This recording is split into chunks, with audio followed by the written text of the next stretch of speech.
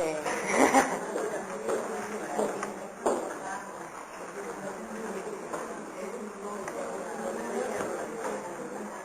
Muy bien, buenos días.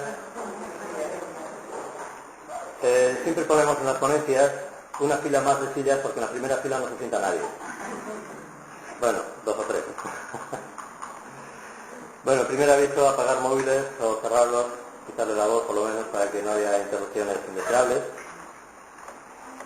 Comentaros antes de empezar con las charlas un par de cosas, y es que el orden de las ponencias se va a alterar un poquito porque del programa que tenemos aquí se cayó un ponente y otro pues llegará un poquito más tarde, así que el orden que tenéis en el programa no es exactamente el que va a darse. Primero pues os hablaré yo, para que estoy aquí sentado, luego Pushan, haremos un descanso de una media hora cuando termine de hablar Pushan. Después del descanso, Sanja y Devaki pues nos harán sus charlas respectivas y nos iremos a comer. La comida es en la planta baja, ya se os indicará cuando salgamos. A las 4:30 de la tarde volveremos otra vez por aquí y Ariaman, que supongo que estará de camino, pues nos dará su charla. Después de Ariaman, Eva y Tiana, que nos han preparado aquí una actuación preciosa. Y después del descanso que haremos a continuación de esa charla de Eva y de Tiana, pues se dará su charla Gayatri, que también anda por ahí, y para rematar, si no nos hemos desesperado todavía, pues Saraswati nos deleitará con su sabiduría. Para eso es la diosa de la sabiduría. Y después de la charla de Saraswati, si todavía queda tiempo y queréis aguantar un poquito más aquí, pues haremos una especie de mesa redonda, que ni es redonda ni es mesa, pero se llama así. Y eso consiste en hacernos preguntas a los que hayamos dado las charlas, nos pondremos aquí todos, más o menos, y pues pregunta que queráis hacer a alguno de los ponentes, lo hacéis, y el que haya dicho lo que sea, pues si está en su mano contestará, y si no, pues se lo pasará a otro ponente, como los concursos de la tele, igual. También recordaros, un voluntario o una voluntaria, ahí está, así me gusta, los hombres, vale. Reparte estas cartulinas a la gente, a todas las personas. En esas cartulinas vais a poner la valoración que hacéis de las charlas que damos, porque las charlas que más valoréis serán las que llevemos en la próxima primavera al Congreso Nacional que se celebrará en San Sebastián, el puente del 1 de mayo. Así que iros preparando para ese puente 1 de mayo, para desplazaros allí a Donosti, que además es mi pueblo, y allí pasaremos un fin de semana en presencia y compañía de los maestros, escuchando sus charlas y pues acudiendo a todo esto, ¿no? Entonces, os invocamos vuestra colaboración para que valoréis las charlas. Tenéis las charlas y los ponentes apuntados en la margen izquierda de la cartulina. A la derecha tenéis unos numeritos, pues las charlas que más valoráis, debajo del 5 ponéis un puntito, una cruz. La charla que valoráis menos, pues 1, 2, 3, 4, 5, valoráis como queráis cada una de las charlas, ¿de acuerdo?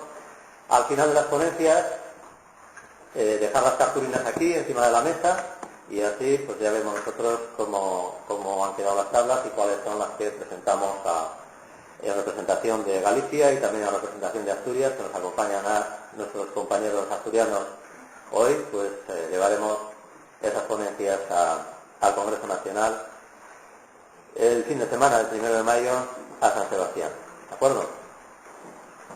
¿Sobrado? Muy bien. Bien. El lema del Congreso, como veis, es ciencia, religión, filosofía y yoga, ¿verdad? Puede que a mucha gente le extrañe el lema del Congreso, ¿no? Pero bueno,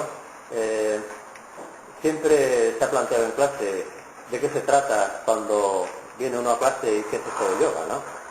Pues bueno, él es más hace referencia precisamente a lo que realmente es el yoga, ¿no? El yoga es un conjunto de caminos, o dharmas, que se llama, que son estos 4 dharmas.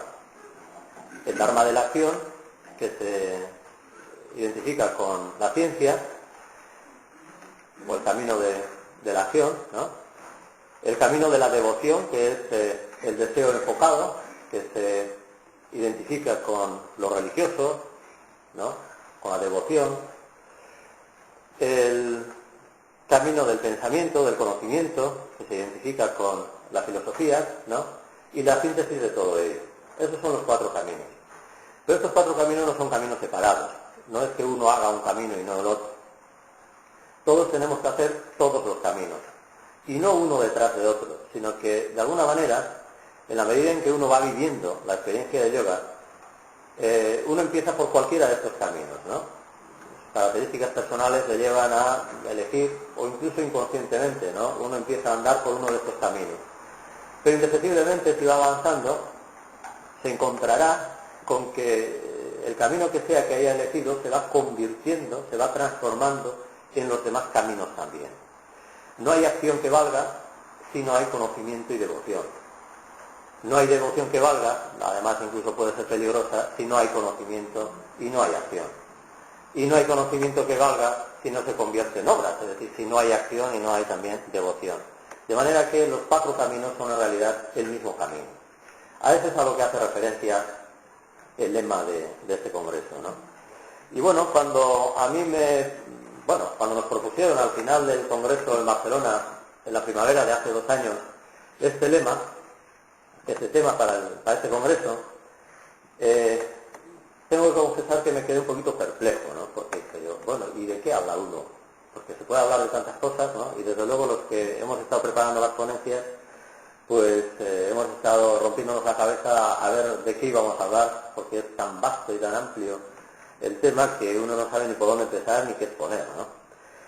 Y ya de camino de vuelta del congreso, me acuerdo, veníamos en avión, era de noche, miraba por la ventanilla y veía todo lucecitas por abajo, ¿no?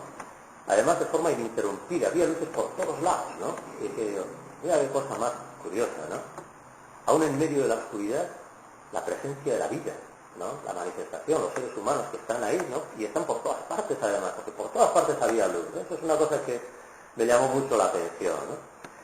En esas reflexiones andaba yo ya, pues, cuando venía de vuelta del congreso de Barcelona, dándole vueltas, bueno, y a ver qué explico yo de estas cosas del yoga a la gente, ¿no? Entonces, bueno, sí que es una cosa que se ha repetido muchas veces en clase, ¿no? Cuando uno llega a clase y, claro, al principio, pues no tiene mucha confianza y no habla, y en cuanto vienes unas cuantas clases y ya, pues te sueltas un poquito, una de las primeras preguntas que se hace es, ¿esto del yoga es una religión? ¿Somos de una secta? ¿No? ¿Cuántas habéis preguntado eso en clase? ¿O cuántas habéis oído que preguntan eso en clase, verdad? Y hombre, uno va explicando que no, hay que dar un poco más confianza todavía a la gente, ¿no? Que de secta nada, de champiñón igual sí, pero de secta no. ¿No? Hay que ir explicando cómo la práctica del yoga pues da flexibilidad, que te ayuda a estar más sano, que te hace estar de mejor humor, que te relaja, que te tranquiliza, ¿no? Que ayuda a vivir mejor, ¿no? Pero claro, eso no es todo, ni muchísimo menos, ¿no? Y no sé, aquí seguro que estáis personas que lleváis más tiempo en contacto con la experiencia del yoga, hay personas que llevéis menos tiempo en contacto con esto, incluso me consta que hay personas que no tenéis ningún contacto con el yoga, ¿no? O más que de oídas, ¿no? Sin embargo, aun cuando uno esté practicando, asistiendo a clases, etcétera, para cuando uno se entera de lo que realmente es esto del yoga, lo más probable es que ya hayan pasado unos cuantos años. Bastantes años. Al principio, identificamos todo esto con cosas relacionadas con la salud, ¿no? Aunque muchas veces uno se acerque al yoga con otras inquietudes también, ¿no? Pero enseguida lo que vamos buscando es ¿cómo diría yo? La relación que hay entre lo que estamos haciendo y lo que yo voy a tener a cambio. Es decir, ¿esto para qué sirve? ¿No? Si hago esta postura, ¿en qué me beneficia? Si tengo lumbago, ¿qué postura tengo que hacer o cuál no tengo que hacer? ¿Sí o no? Eso es lo que soléis poner muchas veces en los comentarios, en las clases, ¿no? Hay, por lo tanto, una especie de materialismo científico en esto, ¿no? Es decir, si hago esto, tiene que ocurrir tal cosa. Y lo bueno del caso es que además ocurre. Yo recuerdo, cuando empecé con estas cosas del yoga, hace mucho ya de esto, antes de conocer el yoga, yo ya estaba buscando, ¿no? Imagino que no soy el único que le pasa esto. Hay mucha gente que tiene inquietudes en la vida, hay un desasosiego, un no estar conforme con lo que te han puesto delante, con lo que se supone que es la vida, la sociedad y todas estas cosas, ¿no? Y uno está mirando a ver por dónde puede sacar más sentido y más coherencia de todo esto, ¿no? Y en esas andaba yo también, cuando, por motivos un poco extravagantes, pues llegó el conocimiento del yoga a mi vida, ¿no? Y lo primero que me atrajo del conocimiento del yoga también fue esta especie de materialismo científico, ¿no? Es decir, si yo hago esto, tengo esto otro, ¿no? Yo entonces era muy torpe, no os podéis imaginar lo torpe que era. Entonces, recuerdo que para mí, levantar la cadera del suelo, intentando hacer la postura sobre los hombros, fue un milagro. Fue un milagro. Yo tenía 20 años entonces, o 20, por ahí. Entonces, veía que si hacía las posturas, automáticamente eso se convertía en flexibilidad. Decía yo, caramba, esta es la mía. Aunque detrás de esa primera intención, ¿no?, de conseguir cosas, de sentirme mejor conmigo mismo, de tener más confianza, de tener más autodominio, que ya ves que a veces uno pierde la compostura y hace cosas que no quiere y luego se arrepiente y todas esas cosas, ¿no? Ese primer deseo de conseguir tal o cual objetivo con lo que estaba haciendo, detrás de eso sí estaba esa intuición de lo que realmente era el yoga, o mejor dicho, más bien de lo que no era el yoga. Aunque buscara ciertos efectos beneficiosos, inmediatos, en lo que estaba haciendo, yo sabía que el yoga no era eso. Que el yoga era algo más profundo, más trascendente, que estaba más allá del hecho de que yo estuviera más flexible, de que al hacer las respiraciones, y sobre todo cuando empecé a trabajar con el pranayama, pues pudiera desarrollar esfuerzo físico mucho más intenso, etcétera, ¿no? Recuerdo que por aquella época andaba en bici, andaba muchísimo en bici, no tenía coche, tenía que andar en bici, ¿no? Y no andaba poco además, ¿no? Y andaba por el monte, andaba con un potrillo, subía y bajaba montes, como loco, ¿no? Andaba muchísimo por ahí. Pero cuando empecé a practicar con todo esto, andaba mucho mejor. Y dije, caramba, haces esto y mira lo que pasa, ¿no? Tienes una práctica y consecuente a eso, ocurre que todo funciona mejor, ¿no? Y bueno, y con la relajación, ¿qué os voy a decir? Ya sabéis lo que es la relajación, ¿no? No os gusta nada la relajación, ¿verdad? Bueno, pues yo no me enteré de lo que era la relajación hasta que tuve que empezar a dar clases de yoga. ¿Sabéis por qué? Porque me dormía siempre. Siempre me dormía en clase, en la relajación. El de al lado me decía, joder, para de soplar. ¿No? Porque cuando duermo soplo. ¿No? Entonces, vemos cómo hay una respuesta más o menos inmediata a lo que hacemos con las prácticas de yoga, ¿no? Las asanas, la respiración, la relajación, etcétera, ¿no? Y además siempre ocurre así, ¿no? Ayer estaba hablando con Regina, que estuve en un sitio donde quieren empezar a dar clases de yoga, con unas señoras con muchas limitaciones, mucha dificultad, etcétera, ¿no? No importa la dificultad que uno tenga, no importa la limitación en la que uno se encuentre, si hace, hay una consecuencia. Acción, respuesta. Y además, científicamente comprobado. Igual que los anuncios en la tele. Es decir, siempre que haces esto, ocurre esto otro. Ocurrirá más, ocurrirá menos, dependiendo de las circunstancias de cada uno, dependiendo de lo que uno se entregue a lo que está haciendo, dependiendo del empeño que uno ponga, de la actitud con la que uno hace, etcétera, ¿no? Pero siempre hay una respuesta a eso que hago, ¿no? Bien, pues ya tenemos el aspecto más práctico, digamos así, de la ciencia del yoga, ¿no? El primer aspecto de conseguir exactamente o muy exactamente lo que nos habíamos propuesto. Esto de considerar lo de yoga como una ciencia, como algo científico, a la mayoría de las personas les parece raro, ¿no? Incluso cuando Madhava o cualquiera de nosotros en clase habla de la ciencia del yoga, ¿no? Dice, ¿ciencia del yoga? ¿Qué es eso de la ciencia del yoga? Uno ha oído hablar de las matemáticas, o de la física, o de ciencias naturales, ¿no? La ciencia del yoga, sí. Uno se queda un poco perplejo, ¿no?, con esto de la ciencia del yoga. ¿Pero? Si vemos cómo a una práctica, a una acción, corresponde una respuesta, una reacción, que además siempre es así, se puede comprobar científicamente, ¿no?, que este trabajo tiene un resultado. Entonces, hombre, la ciencia del yoga nos induce a pensar que donde se labora, donde se trabaja esa ciencia es en uno mismo, ¿no? Es decir, que uno mismo es el laboratorio de esa ciencia del yoga, ¿sí o no? Bueno, pues aunque a veces nos resulte un poquito raro comprender lo de la ciencia del yoga de esa manera, eso es lo que nos ocurre, ¿no? Entonces, uno va practicando, uno va haciendo sus clases, va aprendiendo las técnicas, se va adiestrando en el uso de esas técnicas, ¿no? Va cogiendo familiaridad y destreza, ¿no? Cada vez las usa mejor, cada vez ve que esas técnicas le sirven mejor, etcétera, ¿no? Pero esto no lo es todo, ¿no? Porque si solamente hiciéramos técnicas y ya está, hombre, perfeccionaríamos mucho las técnicas, ¿no? Y seguramente aprovecharíamos sus beneficios de forma importante, ¿no? Pero falta todavía mucho ahí, ¿no? En mi caso, además de conocer las técnicas, tuve la suerte de conocer a mi maestro, ¿no? Desde hace mucho, mucho tiempo llevo trabajando al lado de Madhava, que es nuestro maestro, ¿no? Y el estar junto a él siempre me ha llenado de entusiasmo. Estar con él es una alegría, es una maravilla.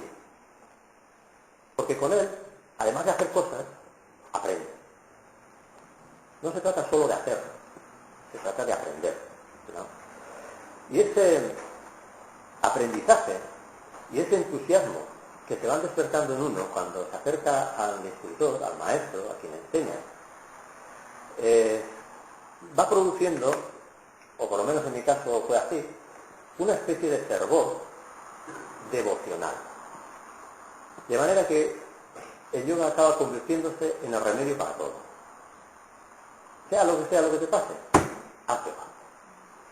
Y vas por la calle diciendo a todo el mundo, oye, ven a clases de yoga que esto es lo más de lo malo, ¿no? ¿No reconocéis en eso? Intentando convencer a todo el mundo de que vayan a clases de yoga. Yo recuerdo de estar hablando de yoga en el autobús, en la acera de la calle, en un portal, porque estaba lloviendo fuera, sentado en el banco, en un barco, en cualquier sitio. Habláramos de lo que habláramos, siempre terminábamos hablando de yoga. El yoga se convirtió en una especie de experiencia religiosa, en el sentido de que había tal devoción de que el yoga era para todo, que además llenaba del todo la vida, ¿no? Y no había obstáculo que se pusiera adelante. Donde hay devoción, no hay obstáculo. De hecho, si quieres mucho algo, no hay dificultad ninguna para conseguir eso, ¿verdad? ¿O no? Yo recuerdo incluso el haberme metido por una ventana en una casa porque allí estaba la persona que yo quería. Fijaros si desaparecen las dificultades. ¿Cómo? ¿Está puerta cerrada? Por la ventana. Me meto por la ventana, hombre. Quiero decir que cuando el fervor devocional se enciende con tanta intensidad, no hay obstáculo que se oponga en tu camino hacia la meta. Y esto es muy importante. Muchas veces nos movemos entre la acción y el conocimiento y la acción. Luego hablaremos del conocimiento, que es algo muy importante, tremendamente importante, ¿no? Pero sin devoción, sin esa fuerza interior que te empuja, que te lleva, que te dice, ahí es donde tienes que estar, no se consiguen las cosas. Y ese fervor, esa devoción, no es algo que se aprenda, es algo que se contagia. Y el contagio viene de la presencia directa del maestro o del instructor. Claro que para contagiarse, alguien decía antes, luego con un trancazo llevo los virus a flor de piel, como alguien me diga algo, le tomo los virus y... ¿no? Para contagiarse, uno tiene que estar en disposición de ser contagiado. Tienes que tener el campo abonado. Si yo estoy... los virus no me afectan, o no entran. Ahora, si yo dejo, pues eso entra, ¿no? No sé si vale mucho el ejemplo, pero con el maestro pasa algo así también. Si yo me resisto... ¿Estás vacunado? ¿Estás vacunado? Si estás vacunado, la pilla es más gorda todavía. Sí. Más gorda todavía. Vacunaros. ¿Veréis? Si uno se resiste, ese fervor, ese entusiasmo, esa devoción que despierta y desarrolla en uno, el contacto, la presencia con el maestro, con el instructor, la cercanía, no se da. Para que eso se dé, uno tiene que aflojar, uno tiene que rendir, uno tiene que humildemente acercarse a la enseñanza que se le va transmitiendo a través del maestro o del instructor que corresponda en su caso. Entonces, todo es cuestión de mantener el esfuerzo, de seguir trabajando, de ir estando donde tienes que estar y hacer lo que tienes que hacer con esa fuerza devocional, con esa fuerza intencional, con la que pues la compañía, la cercanía, la presencia del maestro te va encendiendo, por decirlo de alguna manera, ¿no? Recuerdo un ejemplo que pone muchas veces Madala, ¿no? Es que, ¿cómo se enciende una cerilla? Por provocación, ¿no? Contra algo áspero, ¿sí? Como los vaqueros, ¿no? O por cercanía con una cerilla encendida, ¿sí? A veces no hace falta ni siquiera que se toquen las cerillas, ¿sí? ¿Habéis jugado a eso alguna vez? Así se queman luego los montes. Estáis jugando con cerillas, ¿no? Acercas una cerilla encendida a otra que no está encendida y salta la chispa, ¿sí? Pues esto es igual. Te acercas al maestro, al instructor, al que transmite la enseñanza, que no quiere decir que te acuestes con él, que no quiere decir que haya roce físico, ¿sí? Quiere decir que haya acercamiento, que haya cercanía, que haya una presencia, que por internet esto no vale, y por correspondencia tampoco. Hay que estar en clase, hay que ir a los cursos, hay que ir a las charlas, hay que estar ahí, ¿no? Y se enciende, como digo, esa devoción, esa fuerza que te lleva a superar cualquier obstáculo que se presente en nuestra vida. Y yo recuerdo que en este momento en el que más entusiasmo se despertó en mí por todo esto y que para mí el yoga lo era todo, ¿no? Y decidí consagrar mi vida a la experiencia del yoga y a transmitir esa experiencia y compartirla con los que se acercaran a mí, a las clases, a la escuela, lo que sea, ¿no? Que no puede ser de otra manera. Además, la vida te pone a prueba y tuve que pasar por pruebas a veces muy, muy importantes, ¿no? Cambios de vida, divorcios, un sinfín de cosas, penurias económicas que no podéis ni imaginar, etcétera, etcétera. Miles de kilómetros en coche, abrir escuelas, no sé cuántas clases a la semana, etcétera, ¿no? Pero el yoga valía para todo. A veces me dicen, ¿y tú no te expresas? Porque ahora tienes que ir corriendo no sé dónde, luego tienes que ir a hacer... Digo, no, llego hasta donde pueda llegar y lo que no llegue, pues ya lo haré otro día si se puede hacer, y si no, pues se queda sin hacer, que pues ya lo hará alguien si se tiene que hacer, y si no, pues no se caerá el mundo de donde está, por eso, ¿no? Y no te da pena que esto, no te afliges por aquello. Hombre, sí, puedo sentir la sensación de pérdida, puedo sentirme melancólico, tengo una tendencia muy grande a la melancolía, como ya sabéis, la bruma del norte, Sirimiri, esas cosas, ¿no? Entonces, bueno, eso sí, pero hago 4 pranayamas y sacudes todas las pelusas, que no te queda ninguna, ¿eh? Entonces, esto es lo que quiero que veáis con claridad, ¿no? Si hay esa fuerza interior, si hay devoción, no hay obstáculo. Casi siempre cuando proponemos en las clases, oye, mira, hay esto, hay lo otro, hay un curso, hay unas charlas, oye, ¿por qué no te coges un fin de semana y vienes, conoces al maestro, vamos al ASA?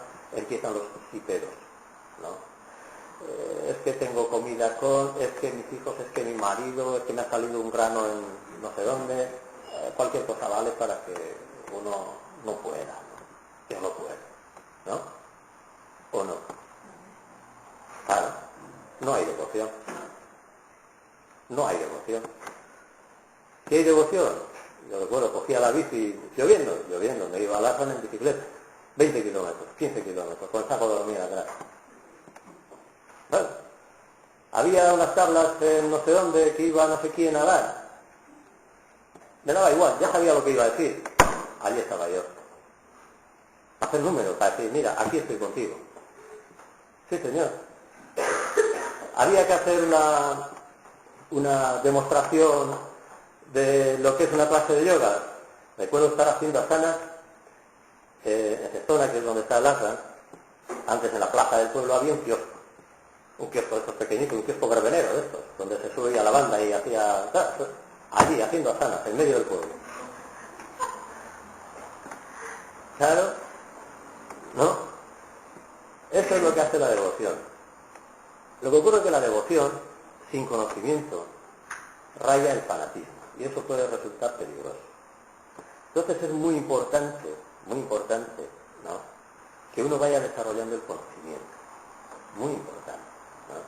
Entonces, claro, el conocimiento es la luz que ilumina la mente, es lo que da referencia de todo, es lo que da sentido a todo lo que hacemos, ¿no? Y más concretamente, en la experiencia de yoga, es lo que te va llevando por el camino. La devoción es la puerta, ¿no? El andar por el camino es lo que hace, las prácticas, las técnicas, ¿no? Pero lo que pone los hitos, las referencias, por dónde tienes que ir y por dónde no, es el conocimiento. Conocimiento que te viene transmitido por el maestro, los instructores, los libros, las enseñanzas, la enseñanza. De manera que hay dos pilares fundamentales en los cuales, o en torno a los cuales, o entre los cuales, uno va moviéndose en esta experiencia de yoga, y es el maestro y la enseñanza. El maestro y la enseñanza.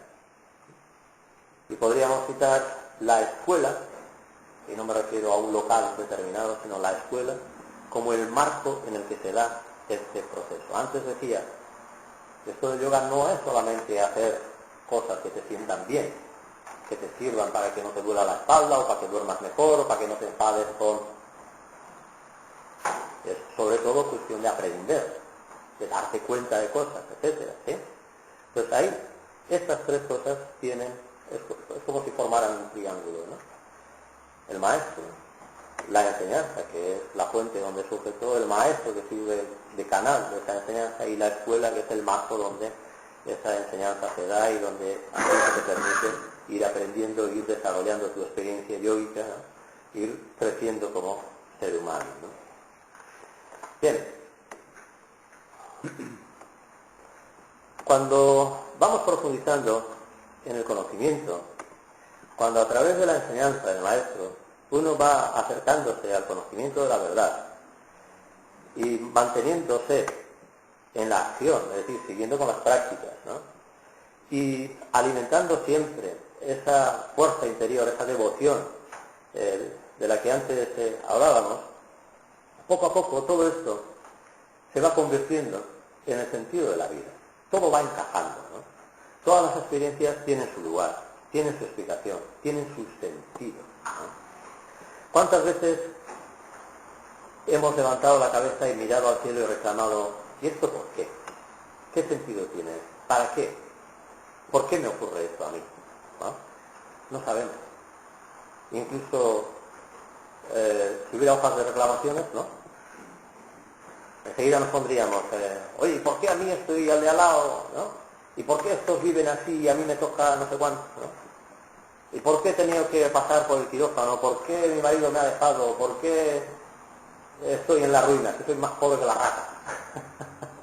No sé si las ratas son pobres, ¿no? Que estábamos hablando de eso en el coche. ¿Serás pobre la rata?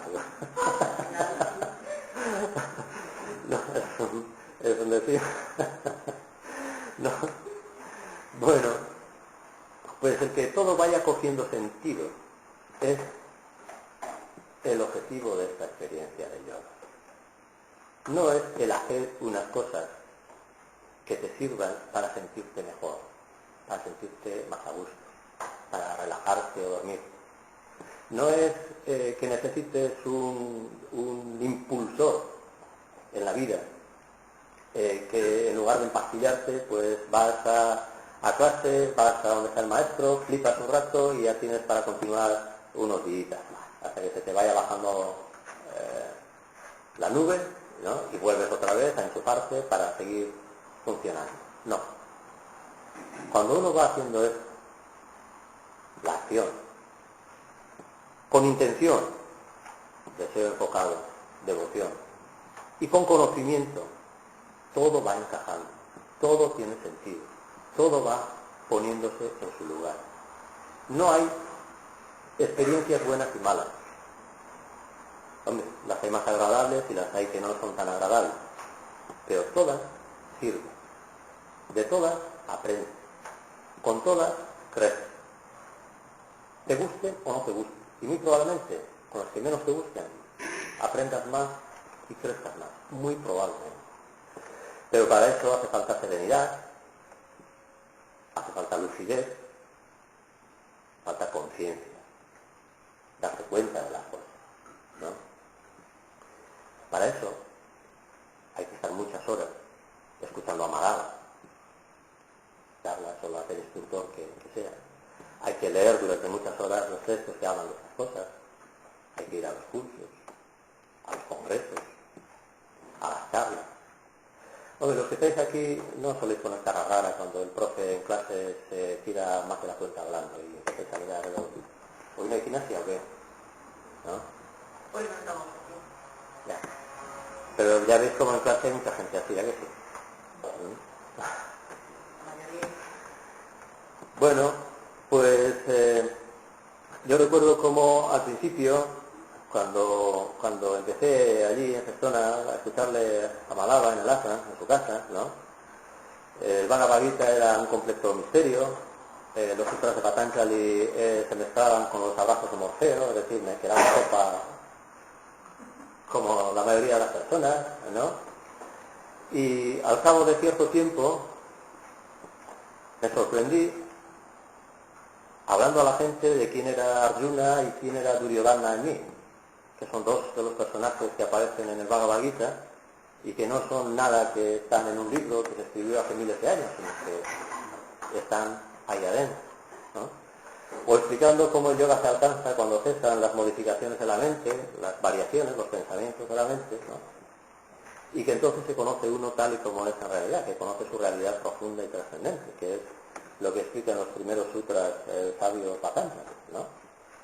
Pero para que esto ocurra, tiene que darse ese proceso de acercamiento al conocimiento, a la enseñanza, ¿no?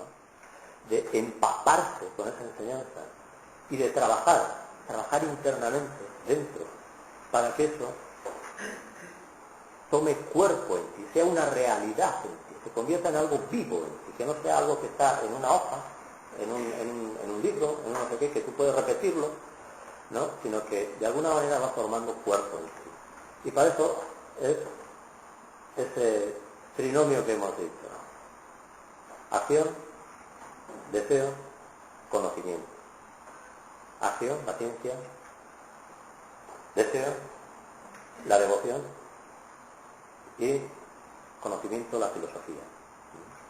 Esto del conocimiento es algo que va cuajando poco a poco, no es algo que leas y ya está. ¿Vale? Puedes memorizarlo, pero eso no sirve, solamente para repetirlo de memoria y seguramente te comerás alguna palabra o alguna coma y seguro que cambia el sentido y ya, hablando mal y pronto, ya la has estropeado. ¿no? Conocimiento es algo que entra poco a poco, ¿no? Es como el agua, que va mojando poco a poco, ¿no? No sé si habéis tenido alguna fuga de agua en casa, o cuando te enteras que tienes agua hasta no sé dónde, ¿no? Es como cuando abres una ventana en una habitación oscura, ¿no? La luz va entrando y va llenándose de luz y de pronto aparecen todas las cosas que antes en la oscuridad no veías nada, ¿no? Incluso te tropezabas, ¿no? ¿Sí? El conocimiento es algo que requiere una digestión lenta. Decía nuestro buen amigo y maestro Calqui que teníamos que ser como rumiantes. ¿Sabéis lo que son los rumiantes? ¿No? Tomar el conocimiento y rumiarlo. De larga digestión. Darle vueltas. Vivir la experiencia de la vida a la luz de ese conocimiento. Mirar qué tiene que ver ese conocimiento con lo que me pasa, con lo que siento, con lo que hacen los demás, lo que viven, lo que vivo yo, qué pinta en todo esto. Este es el proceso del conocimiento. No se trata de hacer un cursillo, no se trata de leerte un libro. Yo llevo más de 30 años estudiando yoga y sigo siendo estudiante. Y puedo decir que el año que más he aprendido de yoga es este último año. O sea que uno podría decir, joder, los otros 30 anteriores, ¿qué haces? Pues también aprender. Y pienso seguir aprendiendo lo que me resta de vida, porque sin eso me quedaría, como se suele decir en los trenes, en vía muerta. No hay salida. No hay salida. Muy bien, pues ya veis, aquello que comenzó como una cosa de ciencia, ¿no? De demostración científica, científicamente comprobado, haz esto y tienes esto, ¿no? Que luego con el paso del tiempo se convirtió en algo devocional, en un impulso vital que lo impregnaba todo y que servía para todo. ¿Veis cómo al final se convierte en todo un sentido de vida, ¿no? En el porqué y el para qué de todas las cosas, en lo que hace que me levante todos los días, me vista, salga a la calle y haga lo que tengo que hacer, porque eso es lo que tengo que hacer, ¿no? El sentido de la vida, realmente, que es el aspecto filosófico del yoga, ¿no? Bien, la palabra yoga significa síntesis, ¿no? Hemos hablado de la acción, ciencia, hemos hablado de religión, lo devocional, hemos hablado de filosofía, del sentido de la vida. ¿Y cuál es la síntesis de todo esto? ¿En qué termina todo esto, por decirlo de alguna manera? Bueno, pues la síntesis de todo esto no es otra cosa que el Om, Amatra Om, que es el título de la charla que os estoy dando. Amatra Om significa el Om inconmensurable. ¿Y qué es eso de inconmensurable? Que no tiene medida. Es el sonido silencioso. Y esto puede parecer una paradoja, ¿verdad? ¿Cómo un sonido puede ser silencioso? Si es silencioso no se oye, si no se oye no suena, ¿sí o no? Pues esa paradoja es la dualidad en la que nos movemos todos. Y de la dualidad, la comprensión de las cosas, nuestro propio proceso de trabajo interno, nos tiene que llevar a la no dualidad, a que ese sonido y ese silencio se haga uno. Se haga uno en uno, internamente. Que uno comprenda que todo es una misma cosa, una misma realidad. Nuestros sentidos y nuestra mente, que de eso me parece que hoy se hablará largamente, nos dan una percepción sesgada de la realidad. Uno percibe una cosa, otro percibe otra, uno percibe una parte, otro otra parte, etcétera, ¿no? Discutimos cuál es la parte más interesante, cuál es la más bonita, cuál es la mejor, cuál es la más importante. Como no nos ponemos de acuerdo, nos enfadamos, nos peleamos, etcétera, ¿no? Cuando en realidad todas las partes son partes de lo mismo. Si no somos capaces de ver que todo es lo mismo, seguiremos en la discutidera, en el conflicto, en el sufrimiento. Amatra Om, el sonido silencioso, el todo, el absoluto, es el final de todo, el objetivo de todo, la meta de todo. Si de alguna manera, con nuestro conocimiento, con nuestra devoción, con nuestra acción, haciendo las cosas que tenemos que hacer, nos vamos acercando a la comprensión de esa no dualidad del sonido silencioso, del Amatra Om, del total, de lo absoluto. Iremos disminuyendo la presión con la que conflictuamos nuestra particular visión del mundo, de la realidad, de nuestra existencia, de nosotros mismos y de los demás,